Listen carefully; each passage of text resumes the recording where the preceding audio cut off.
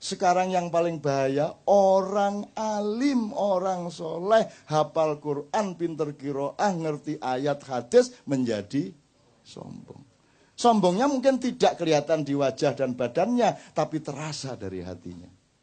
Kadang-kadang ketok moto nek wis qiraah iku ngene. A'udzubillahi minasyaitonirrajim. Bismillahirrahmanirrahim. Awas kalau tidak kagum, awas kalau tidak kagum. Awas kalau tidak memuji saya, awas. Saya tidak bisa ngeklaim. Allah yang boleh ngeklaim, tapi saya boleh merasakan. Perasaan saya mungkin salah. Tapi saya pantulkan mungkin kesalahan itu. Syukur Anda menjumpai kebenarannya. Saya tidak pernah mengatakan bahwa yang saya omongkan benar. Kita itu sama-sama mencari kebenaran terus-menerus. Kapan-kapan saya bilang biar menjelaskan bener piye jane. Itu ya teman sekalian ya. Oke, sekarang gini. Waktunya habis kira. Udah jam 3 pas. Gini. Ada Allah, tidak mengakui Allah. Ada Allah tapi mengingkari Allah. Ada Allah tapi menyekutukan Allah. Itu kan nanti diterjemahkan secara nilai. Dari filosofi, akidah, filsafat, moral, sampai aplikasi sosial, sampai hukum, sampai segala macam. Kalau seorang hakim memutuskan, tok itu tidak ada Allah dalam file pikirannya, itu ketukan palu ateistik. Jelas toh? Kan begitu rumusnya tadi. Karena ini luar biasa. Ini apa namanya? Apa kuwi jenenge? Pra-peradilan ini diterima apa tidak? Itu kan penting banget itu. Kalau Allah tidak terlibat di situ berarti ateis gitu ya kira-kira. Sekarang saya tanya, kalau dikebawakan lagi, kalau ada Allah berarti Anda secara moral jujur apa tidak jujur? Kalau ada Allah. Kalau secara ilmu objektif apa tidak objektif? Kalau secara olahraga sportif apa tidak sportif? Kalau secara hukum adil atau tidak adil? Kan sebenarnya sama semua itu. Yang namanya suci itu kalau dalam hukum adil. Kalau dalam olahraga sportif itu suci, benar-benar suci. Kalau dalam ilmu objektif, jernih. Kalau dalam kesenian pas ya Ben ya, mana Ben? Kalau pitch-nya do ya do. Kecuali kepentingan estetiknya menyuruh do-nya naik dikit atau turun dikit. Dalam sifat-sifat pentatonik misalnya. Gitu ya. Sekarang saya tanya, praktis saja sama Anda. Apakah di sini Anda bisa jujur? Yang bicara tadi jujur apa tidak? Pakai dibatas-batasi enggak? Kalau ngomong aja toh, sejujur-jujurnya apa adanya, betul enggak? Coba Dadang suruh pidato di masjid, coba. Coba, demi Tuhan saya ateis, jajal ngomong ngono di Petamburan. Tapi Dadang boleh jujur menjadi dirinya. Dan aku mengerti aslinya dia. Aku tidak percaya kepada kata-katanya. Karena dia sangat lembut dan penuh cinta dan penuh kesolehan perilakunya. Loh. Aku tidak percaya sama kata-katanya. Wong kata-katanya itu untuk menutupi kesuciannya.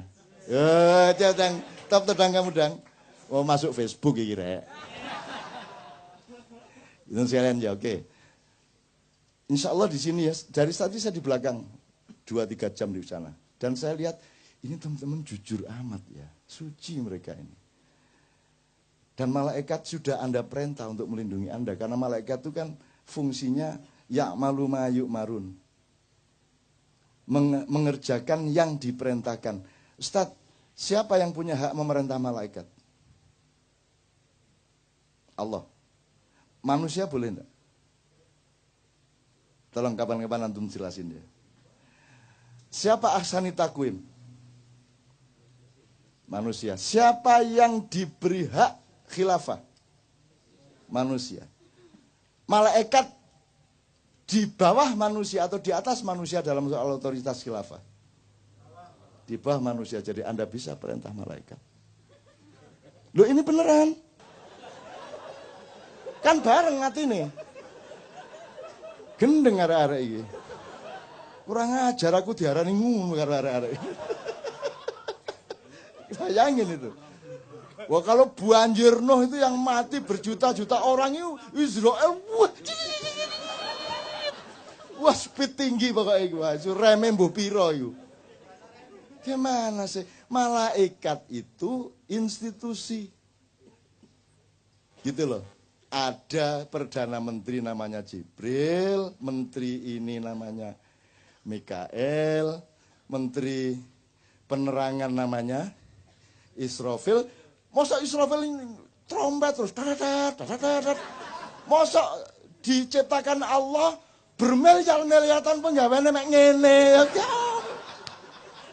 Gendeng arek-arek iki. Mbok pikirannya hidup. Nah, ini kan Anda berlatih untuk ludeng akalmu, betul enggak? Di sini ludeng enggak pikirannya? Aku tanya di tempat mana yang kamu bisa ludeng semerdeka-merdekanya tapi tulus seperti di sini. Begitu kamu ke kantor, bisa kamu mikir gitu? Kebuntu kan gitu kan? Di sini Anda ludeng lah ya. Terus nodoh Israfilku penggaweane trombon. Gendeng arek-arek. Itu berarti dia yang melakukan, dia sound system. Dia loudspeaker of all information from Allah. Kan gitu. Jadi informasinya gak mek tuet-tuet tok. Engko dia terus usul, Gusti Allah mbok kula nyuling barang. Mosok nerompet tok itu kan. Engko dia nggawe proposal. Wah niku enten gamelan kula nggih tak ngegong ah. Arek-arek iki lho. Gimana ulama-ulama ini jelasin Islam ya Allah? Kok tidak boleh berkembang akal sehat itu? Gitu loh. Itu berarti dia yang menjadi duta informasi. Jadi al-khobirnya Allah itu melalui Israfil. Tapi khususan untuk Muhammad surat sakti itu Jibril langsung Perdana Menteri gitu loh. Terus saiki mergo wis gak ono wahyu, Jibril nganggur. Ngene iki.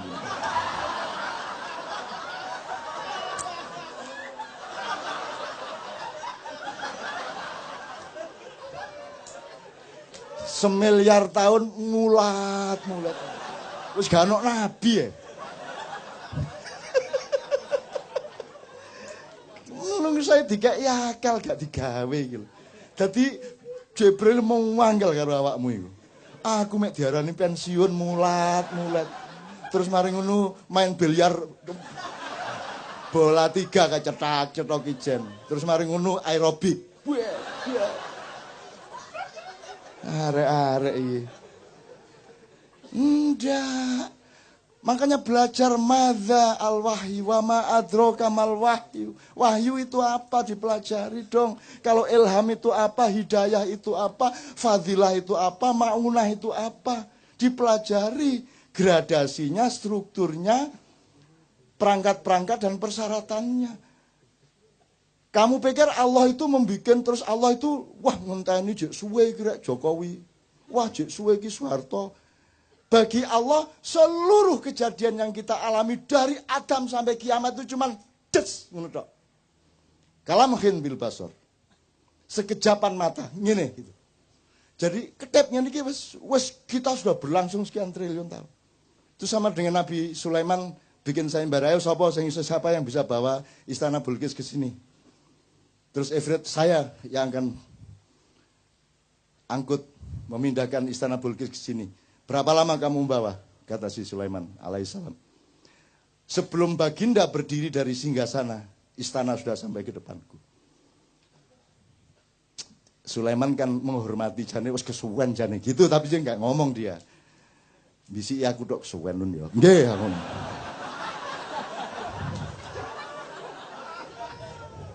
Akhirnya muncullah Asif bin Barkhiyah. Ya baginda,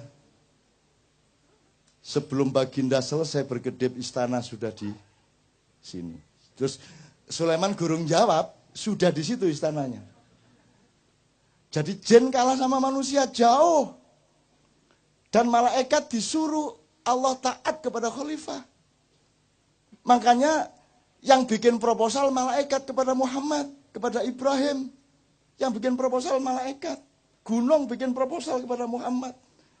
Ya Rasulullah, engkau dipanah oleh orang-orang kafir itu sehingga lehermu luka. Sehingga pundakmu sengkleh dan engkau dievakuasi masuk ke gua Uhud. Mohon perkenankan aku untuk menjatuhkan, menggugurkan batu-batuku supaya menimpa pasukan-pasukan kafir itu. Terus malaikat Sang Hyang Bayu, Sang Hyang, macam-macam datang. Rasulullah izinkan, saya tak ngebes. Ngebes itu artinya badai. Saya tak nyunami. Macam-macam bahasa nih. Terus ruang sana nek malaikat cara apa? Kamu pikir siapa yang mengajari malaikat ngomong? Tahu benda ini, benda itu. Ustaz, apa ayatnya? Adam diajari Allah, Adam mengajari malaikat. Jadi karena kejadian air yang naik ke darat itu namanya tsunami, ya ada yang ngomong, "Kula tak nyunami nggih Kanjeng Nabi." Ngono. Wah, aku krungu dhewe rek. Pokoknya menawarkan bikin proposal mohon izin kepada Muhammad SAW untuk ikut membantu Muhammad menghancurkan orang-orang kafir. Muhammad mengatakan, tolong jangan lakukan. Sebab kalau Allah perintahkan pasti dia juga perintahkan saya, kamu akan saya suruh, tapi jangan lakukan. Karena aku sudah terlanjur mendoakan agar yang melukai saya tadi nanti punya cucu menjadi pemimpin Islam. Gitu loh. Jadi kalau orang utang tidak bayar-bayar, doakan ya Allah, jadikanlah anak dia besok-besok orang yang murah hati memberi uang sebanyak-banyaknya kepadaku. Ngono. Wong ditagih gak kena, ya toh?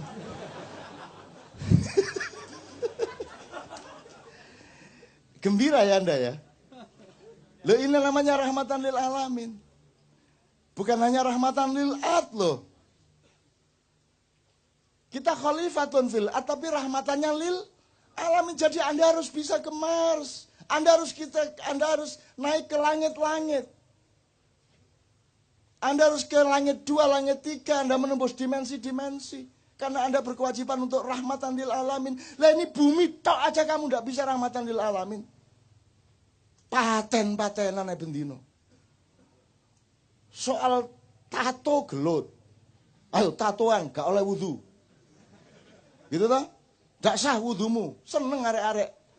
Kok gak sholat? Aku gak iso wudu ya. Disangganya terus sedih, seneng. Wong gara-gara tatoan gak bisa wudu. Akhirnya dia gak pernah sholat kan. Sing salah sing bid'ahno atau sing karena gak sholat akhirnya. Jadi kalau Anda ingin tidak sholat, mulai besok tatoan. Padahal wudu itu kan bukan urusan kebersihan jasad. Tapi kebersihan hidupmu, rohanimu, perilakumu, akhlakmu. Makanya secara simbolik meripatmu dibasuh. Karena kamu harus waspada, kamu sering melihat hal-hal yang tidak baik.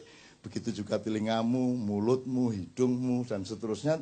Kakimu, tanganmu dibasuh karena dia sering melakukan, dibersihkan dari perilaku-perilaku biasa. Kalau yang kentut pantatmu tidak diusap. Masa ana wudu ngene rek. Ngene wudu. Enggak ada. Bal yang kentut siapa? Jadi yang kotor mana? Pantatnya tuh. Nah, jadi ternyata wudu itu bukan urusan kotornya badan. Wong buktinya yang dicuci mukanya. Kalau Anda tidak paham soal ini, lama-lama badanmu bertengkar sendiri. Badanmu, wajahmu begitu diwudu, mau. Aku gak melok ngentut.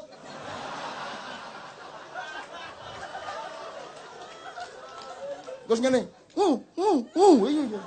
Ku, selet iku sing ngentut dudu aku.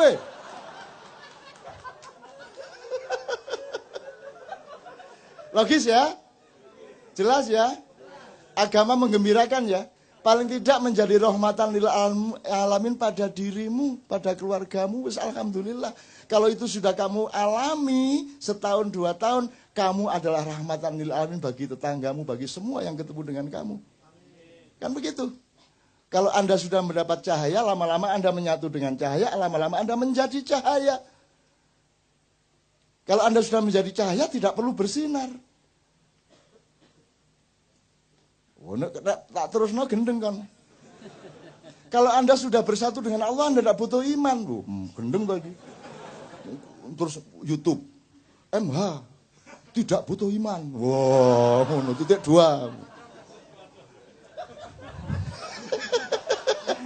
Dipotong meneh, so buntut. Maksud saya, iman itu kan jalan, jembatan untuk kamu berjumpa. Supaya kamu tidak ragu-ragu terhadap perjumpaan denganku, kata Allah. Maka kamu menyatu dengan Allah. Kalau kamu hidupmu sudah terus-menerus ludeng Allah dan kamu secara dialektis, kamu tidak butuh iman lagi. Loh, ngarepe ngono iku.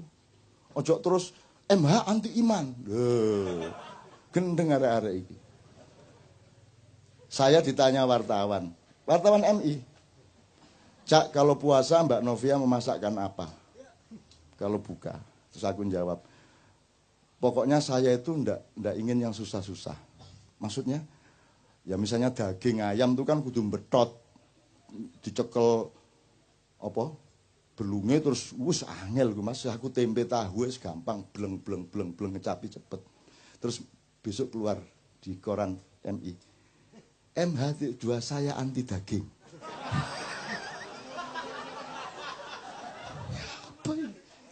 Saya anti daging. Oh, jangan vegetarian. Naruno terusan akhirnya. Saya enggak vegetarian. Saya tidak anti daging. Bayangin kalau saya vegetarian dan saya yakin kepada vegetarianisme. Terus semua manusia itu vegetarian. Dunia akan hancur. Lah terus PT gak dibelah. Wedhus ambruk. Jalan Tamrin wedhus kabeh. Dek Senayan PT petok. Lah ndak boleh disembelih.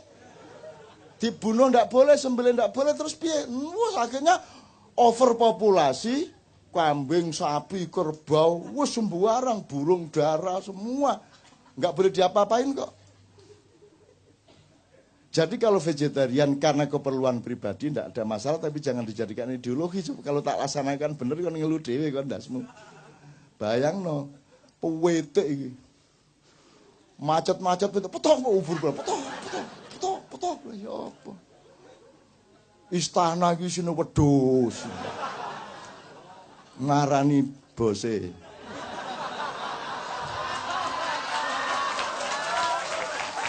Ngono upamane ya. Oke, sekarang saya tanya, iki wis entek waktune rek aku wis kudu nang airport iki rek. Oke. Anda di sini jujur insyaallah ya. Berarti Anda sama Allah kompatibel, luding dia pada Anda. Ya. Sekarang saya tanya, kalau di rumah berapa persen bisa jujur? Di rumah tanggamu sama istri, sama suami, sama anak, berapa persen bisa jujur? Nggak usah kamu jawab, cukup di batin. Ya. Begitu kamu ke kantor, berapa persen jujurnya? Kamu kalau jujur di kantormu, hancur apa jaya? Kalau kamu jadi anggota DPR, dibutuhkan kejujuran berapa persen? Mana yang lebih dibutuhkan, kejujuran atau kekejaman? Mana yang dibutuhkan, kesantunan apa ketegaan hati? Jadi di negara ini, di mana tempat kejujuran? Di mana tempat kesucian? Di mana tempat kemurnian? Di mana tempat objektivitas? Di mana tempat keadilan? Hanya di sini. Pas Jumat kedua tok. Nanti pulang ya nggawa gak jujure dhewe. Ngerti teman sekalian ya? Bisa Anda teruskan negara yang tidak ada tempat untuk kejujuran? Bisa Anda teruskan? Apa yang salah sebenarnya? Ini negara atau bukan? Ini pemerintah atau bukan? Oke, tak singkat ya, itu jawaban dewe. Sampai kapan kamu bisa meneruskan keadaan seperti ini? Gini aja, terakhir. Salah satu parameternya gini. Parameter orang ingkar sama Allah, parameter orang mentiadakan Allah, menganggap Allah tidak ada, itu salah satunya adalah juga tidak mengakui hakikat ciptaan Allah. Misalnya Allah menciptakan batu, kerikil, kerakal, watu, aki enggak sih? Ya. Fosil kayu ta sakarepmu enggak sih? Batu mulia itu apa saja?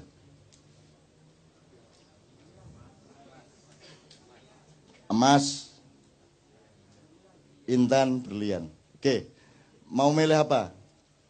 Intan gitu ya? Intan ya? Oke, 3 aja kita ambil 3 dari variabel ini. Intan, emas, batu.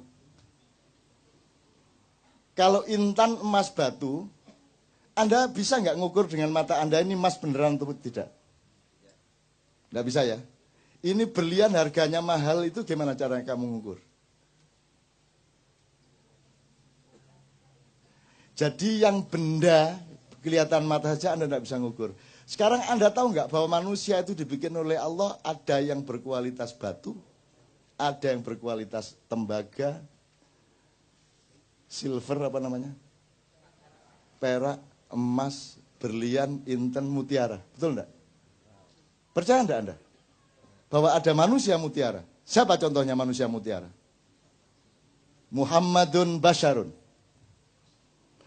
Laisa kal basyari. Bal huwa yaqut bainal hajari. Muhammad itu makhluk. Tapi dia bukan sembarang makhluk. Dia bukan makhluk biasa.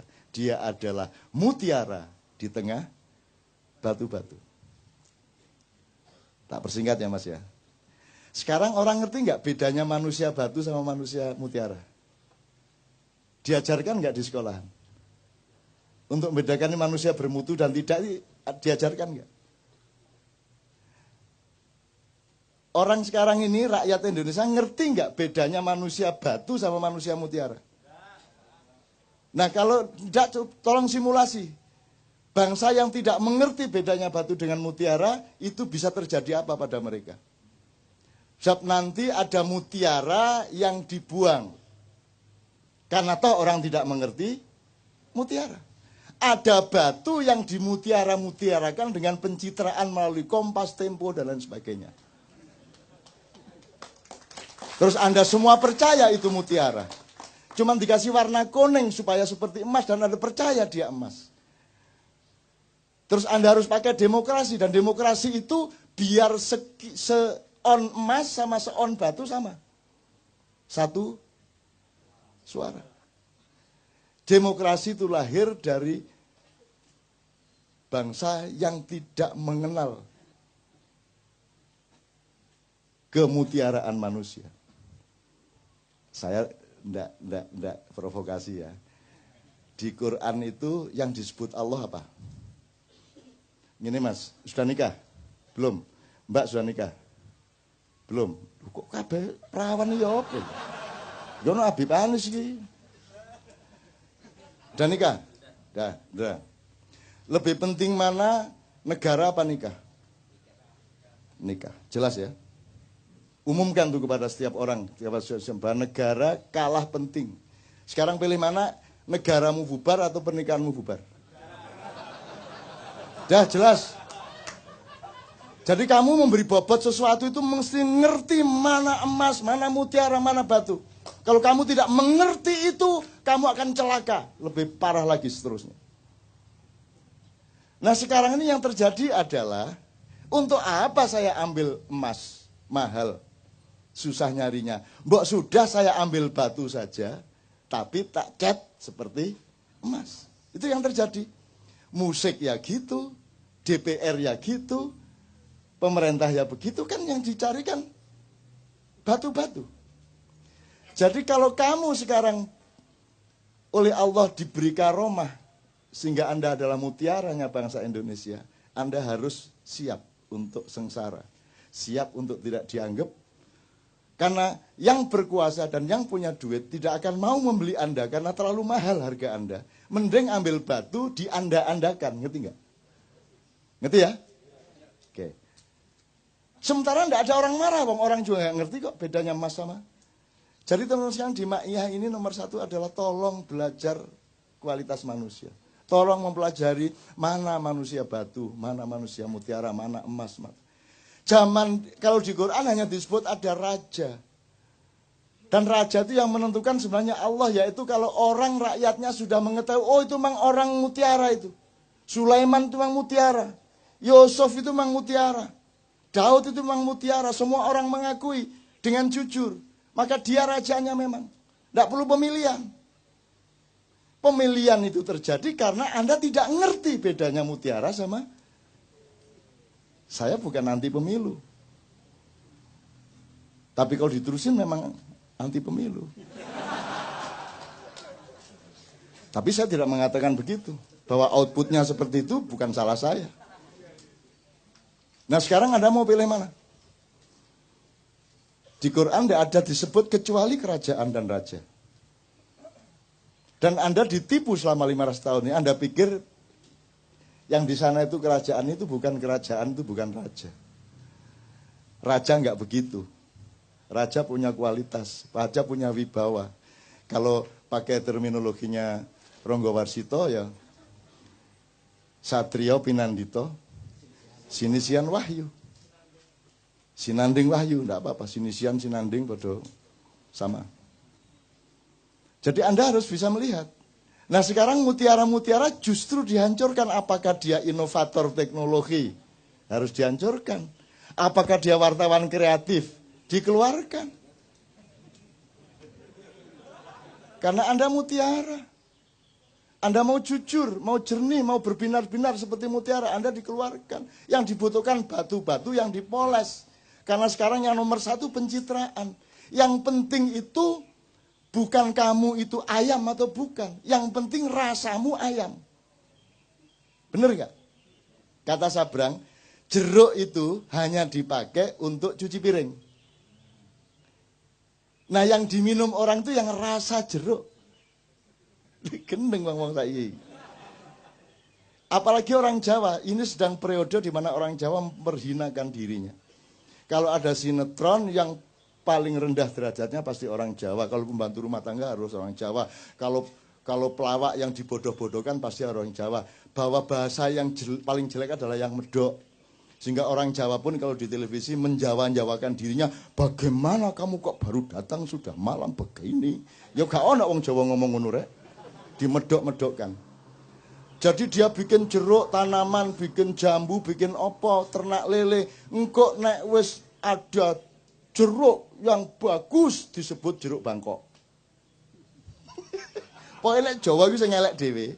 Begitu apik nek gak Bangkok, Bombay, apa meneh? Jumbo, Mandarin kan gitu. Pokoknya yang istimewa, yang mutiara disebut luar negeri. Nah Anda bulan depan harus mulai tahu bahwa Anda ini direkayasa untuk ditutupi, dimusnahkan, dipendem, dihancurkan, disembunyikan dalam waktu yang sangat lama, 500 sampai 700 tahun tergantung cara kita melihat bagaimana, tetapi ini sudah sampai hampir ujungnya dan kita akan menemukan zaman yang baru sesudah itu. Insya Allah tidak lama lagi. Yang sehat badanmu, yang sehat, doakan saya juga sehat. Ini sudah berakhir, akan berakhir, tapi kita masih akan lucu enggak karu-karuan beberapa tahun ke depan ini. Terus lucu sampai jangan guyu. Gitu ya teman-teman sekalian ya. Pokoknya mutiara dan batu ya tolong diingat. Itu aja kira-kira saya kira saya harus segera ke airport. Saya mohon tidak bersalaman malam hari ini karena engkau sudah rohani ya. Kalau engkau masih membutuhkan tangan, jasad dan materialku, engkau rendah. Tapi karena engkau dan aku sudah mengalami pertemuan rohani yang agung, maka tidak perlu bersalaman secara langsung. Itu caranya mergo kati kepengin cepet-cepet. Loh ya kan gitu, orang hidup kan mesra ya kalau begitu kan. Ya kan berarti aku sudah menyalamimu ini sekarang. Gitu ya. Tak doain semua Anda di sini akan oleh Allah dibuka seperti Rasulullah dibuka oleh Jibril dada dan kepalanya. Hidupmu akan semakin terbuka. Kapan Anda butuh, Anda dapat dari Allah. Kapan Anda ada kesulitan, langsung Anda ketemu kemudahannya. Amin ya rabbal alamin. Saya mohon kita semua berdiri, Ustaz, mohon didoakan.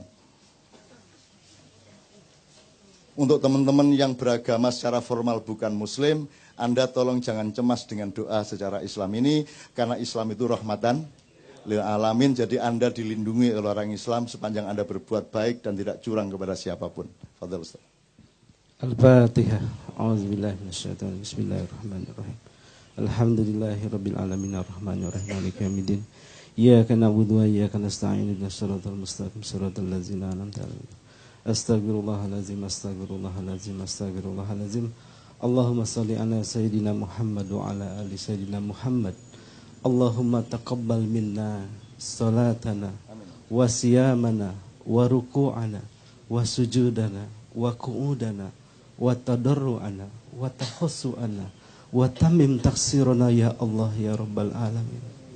Allahumma antas salam wa minkas salam wa alaika ya'udus salam fahayyina Rabbana bis salam wa adkhilna jannata darus salam tabarakta Rabbana wa ta'alaita ya dal jalali wal ikram.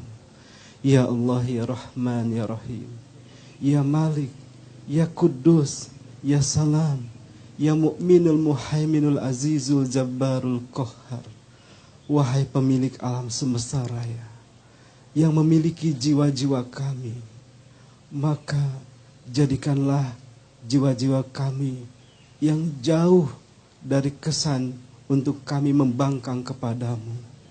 Jadikanlah malam ini malam yang penuh dengan keberkahan, malam yang penuh dengan makna untuk menghadirkan hidayah kepada kami semua. Ya Allah ya Rahman ya Rahim, ampunilah dosa-dosa kami, dosa kedua orang tua kami, dosa guru-guru kami, dan dosa orang-orang yang menghendaki dosanya diampuni pada malam ini. Oleh karena itu ya Allah, bukakanlah pintu hidayah, inayah, dan karomah kepada kami yang jujur pada malam ini. Ya Allah ya Rahman ya Rahim, karena itu perkuatlah cinta kami kepadamu. Ana uhibbu ilaika ya Rabb, nahnu nuhibbu ilaika ya Rabb.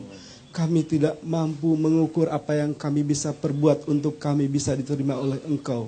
Tetapi yakinlah bahwa pada malam ini kami sesungguhnya mencintai Engkau dengan cara apa yang bisa kami lakukan. Ya Allah ya Rahman ya Rahim, bukakanlah apa yang mesti dibukakan, dan itu baik untuk kami. Tutuplah apa yang mesti ditutup, karena itu tidak baik untuk kami.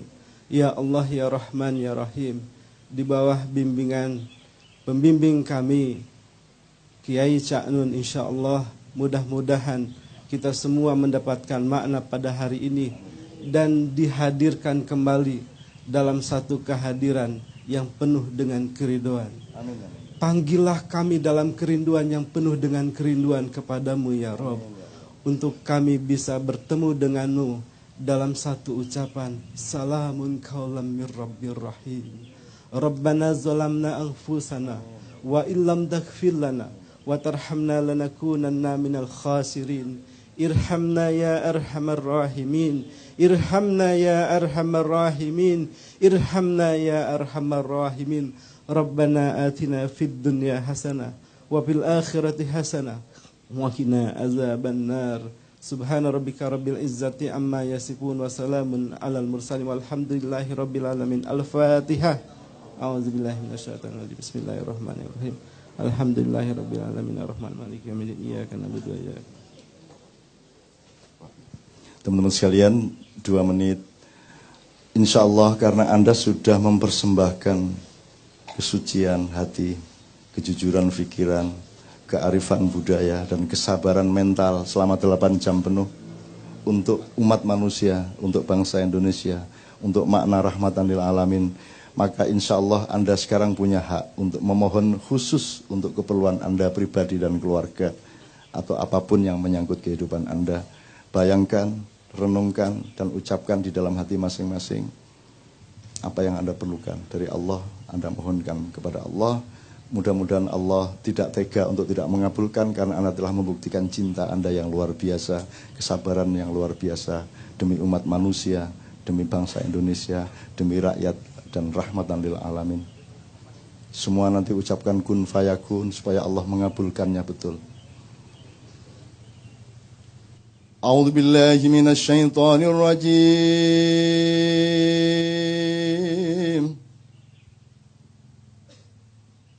Bismillahirrahmanirrahim. Inna fatahna laka fatham mubina. ليغفر لك الله ما تقدم من ذنبك وما تأخر ويتم نعمته عليك ويهديك صراطا مستقيما وينصرك الله نصرا عزيزا اللهم صل وسلم على سيدنا محمد وعلى آل سيدنا محمد إنما أمره إذا أراد شيئا أن يقول له إنما أمره إذا أراد شيئا أن يقول له إنما أمره إذا أراد شيئا أن يقول له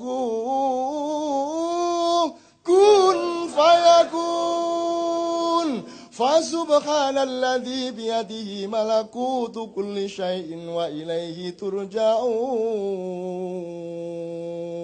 ربنا آتنا في الدنيا حسنة وفي الآخرة حسنة وقنا عذاب النار سبحان ربك رب العزة عما يصفون وسلام على المرسلين والحمد لله رب العالمين الفاتحة.